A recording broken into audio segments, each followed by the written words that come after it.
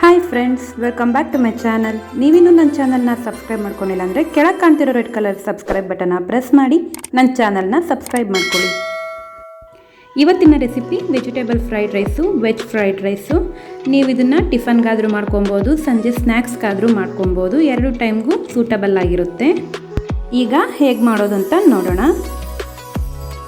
ನಾನು veg fried ರೈಸ್ನ ಮಾಡೋದಕ್ಕೋಸ್ಕರ steel ಬಾಣಲಿನ ತೊಗೊಂಡಿದ್ದೀನಿ, ಏಕೆಂದರೆ ಬೇಗ ತರಕಾರಿ ಎಲ್ಲ ಫ್ರೈ ಆಗುತ್ತೆ. ನೆಕ್ಸ್ಟ್ ನಾನು ಅದಕ್ಕೆ 2 ಟೇಬಲ್ ಸ್ಪೂನಷ್ಟು ಎಣ್ಣೆನ ಹಾಕ್ಬಿಟ್ಟು ಕಾಯೋಕ್ಕೆ ಬಿಡ್ತಾ ಇದ್ದೀನಿ. ಇದು ಐ ಫ್ಲೇಮ್ನಲ್ಲೇ ಮಾಡ್ಕೊಬೇಕು. ಎಣ್ಣೆ ಚೆನ್ನಾಗಿ ಕಾಯಬೇಕು. ಇದನ್ನು ಐ ಫ್ಲೇಮ್ನಲ್ಲಿ ರೋಸ್ಟ್ ಮಾಡ್ಕೊಳೋದ್ರಿಂದ ಫ್ರೈಡ್ ರೈಸು ಚೆನ್ನಾಗಿ ಬರುತ್ತೆ. ಇಲ್ಲಾಂದರೆ ಚಿತ್ರಾನ್ನ ಥರ ಮೆತ್ತಗಾಗ್ಬಿಡುತ್ತೆ ಈರುಳ್ಳಿ ಎಲ್ಲ. ಐ ಫ್ಲೇಮ್ನಲ್ಲಿ ಮಾಡ್ಕೊಳೋದ್ರಿಂದ ಕ್ರಿಸ್ಪಿಯಾಗಿ ಬರುತ್ತೆ. ಈಗ ನಾನು ಈರುಳ್ಳಿನ ಹಾಕ್ಕೊಂಡು ಚೆನ್ನಾಗಿ ಫ್ರೈ ಮಾಡ್ಕೊತಾ ಇದ್ದೀನಿ. ಈಗ ಈರುಳ್ಳಿ ಎಲ್ಲ ಫ್ರೈ ಆದಮೇಲೆ ನೆಕ್ಸ್ಟ್ ನಾನು ಇದಕ್ಕೆ ಹೆಚ್ಚಿಟ್ಕೊಂಡಿರೋಂಥ ಬೀನ್ಸ್ನ ಹಾಕ್ಕೊತಿದ್ದೀನಿ. ಉದ್ದದಾಗಿ ಹೆಚ್ಚಿಟ್ಕೊಂಡಿದ್ದೀನಿ.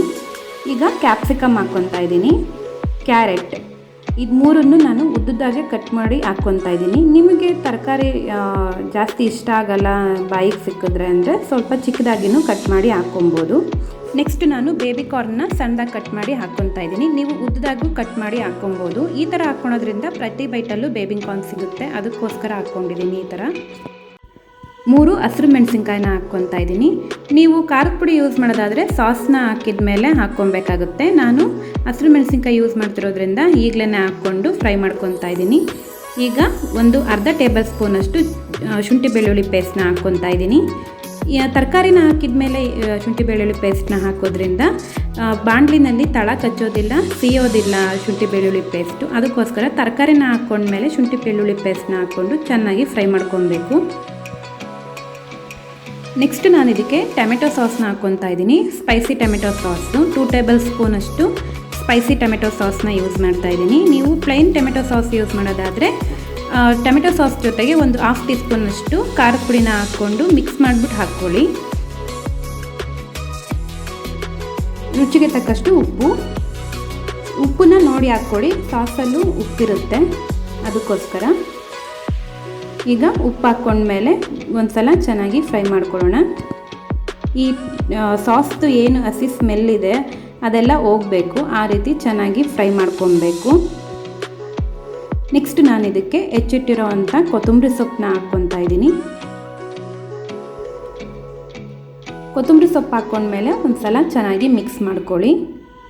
ನಾನಿವತ್ತು ರೈಸ್ ಮಾಡ್ಕೊಳ್ಳುವಾಗ ಒಂದು ಸ್ವಲ್ಪ ಎಣ್ಣೆ ಮತ್ತು ಉಪ್ಪನ್ನ ಹಾಕಿ ಸಪ್ರೇಟಾಗಿ ರೈಸ್ನ ಮಾಡಿಟ್ಕೊಂಡಿದ್ದೀನಿ. ಆ ಥರ ಎಣ್ಣೆ ಹಾಕಿ ಮಾಡೋದ್ರಿಂದ ಉದ್ರಾಗಿ ಬರುತ್ತೆ ರೈಸು. ಈಗ ರೈಸು ತಟ್ಟೆನಲ್ಲಿ ಹಾರಾಕಿದ್ದೆ, ತಣ್ಣಗಾಗಿದ ಮೇಲೆ ಹಾಕ್ಕೊಂಡು ಮಿಕ್ಸ್ ಮಾಡ್ಕೊತಾ ಇದ್ದೀನಿ. ಬಿಸಿದ್ರಲ್ಲಿ ಹಾಕ್ಕೊಂಡ್ರೆ ಮುದ್ದೆ ಥರ ಆಗಿಬಿಡುತ್ತೆ, ಅದಕ್ಕೋಸ್ಕರ ಹುಡಿಯಾಗಿ ಬರಬೇಕು ಅಂದರೆ ಈ ಥರ ತಣ್ಣಗಾದ್ಮೇಲೆ ಹಾಕ್ಕೊಂಡು ಮಿಕ್ಸ್ ಮಾಡಬೇಕು. ನೆಕ್ಸ್ಟ್ ನಾನು ಇದಕ್ಕೆ 1 ಟೀ ಸ್ಪೂನ್ನಷ್ಟು ಜೀರಿಗೆ ಮತ್ತು ಮೆಣಸಿನ ಪುಡಿನ ಹಾಕ್ಕೊತಾ ಇದ್ದೀನಿ. ಜೀರಿಗೆ ಮತ್ತು ಮೆಣಸಿನ ಪುಡಿ ಜೊತೆಗೆ ನೀವು ಅರ್ಧ ಟೀ ಸ್ಪೂನಷ್ಟು ಗರಂ ಮಸಾಲನ ಒಗ್ಗರಣೆನಲ್ಲಾದರೂ ಹಾಕ್ಕೊಬೋದು, ಈ ಥರ ಕೊನೆಯಲ್ಲಾದರೂ ಹಾಕ್ಕೊಂಡು ಮಿಕ್ಸ್ ಮಾಡಿಕೊಂಡ್ರೆ ಒಂಥರ ಡಿಫ್ರೆಂಟಾಗಿ ಟೇಸ್ಟ್ ಕೊಡುತ್ತೆ.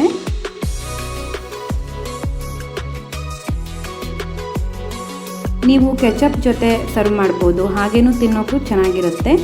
ಇದರಲ್ಲಿ ನಾನು ಟೊಮೆಟೊ ಸಾಸ್ ಬಿಟ್ಟರೆ ಯಾವುದೇ ರೀತಿ ಸೋಯಾ ಸಾಸು ವಿನೆಗರು ಹಾಕಿಲ್ಲ. ಹೆಲ್ತ್ಗೂ ತುಂಬಾ ಒಳ್ಳೆಯದು.